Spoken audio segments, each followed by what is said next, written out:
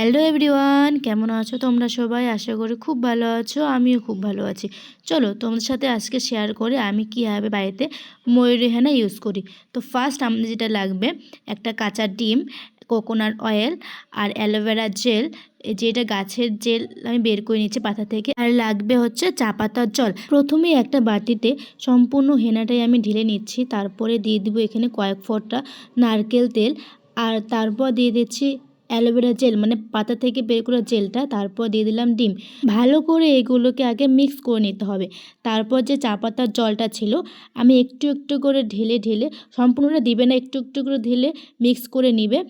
আস্তে আস্তে একটু একটু জল দিবে, একটু একটু করে মিক্স করে নিবে। মিক্স করে নিয়ে একটা সুন্দর পেস্ট তৈরি হয়ে যাবে। দেখো, আচ্ছা, দেওয়ার আগে তোমাদেরকে আমার চুলটা দেখাই। এখানে ঠিক বোঝা যাচ্ছে না, কিন্তু চুলটা লাল হয়ে গেছিলো। তো মা আমাকে ভালো করে মাথায় দিয়ে দিচ্ছে, কারণ আমি একা একা দিতে পারবো না, তাই মা দিয়ে দিচ্ছে।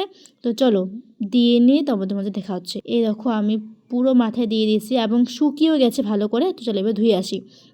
টেনটেনা, দেখো ম্যাজিক করে আমি ধুয়ে নিলাম, না মানে ইয়ারকে মারলাম। দাঁড়াও তোমাদেরকে আমার সম্পূর্ণ চুলটাকে দেখাচ্ছি। দাঁড়াও, এই দেখো কত সুন্দর হয়ে গেছে চুলটা। আগের চুলটা আর এখনকার চুলটার মধ্যে অনেকটা তফাৎ আছে, আর কতটা সিল্কি শাইনি হয়ে গেছে। তোমরা চাইলে এভাবে বাড়িতে ইউজ করতে পারো, খুব ভালো হয় চুলটা। টাটা, দেখা হচ্ছে পরের ভিডিওতে। আজকে ভিডিওটা এতটাই, চলো টাটা।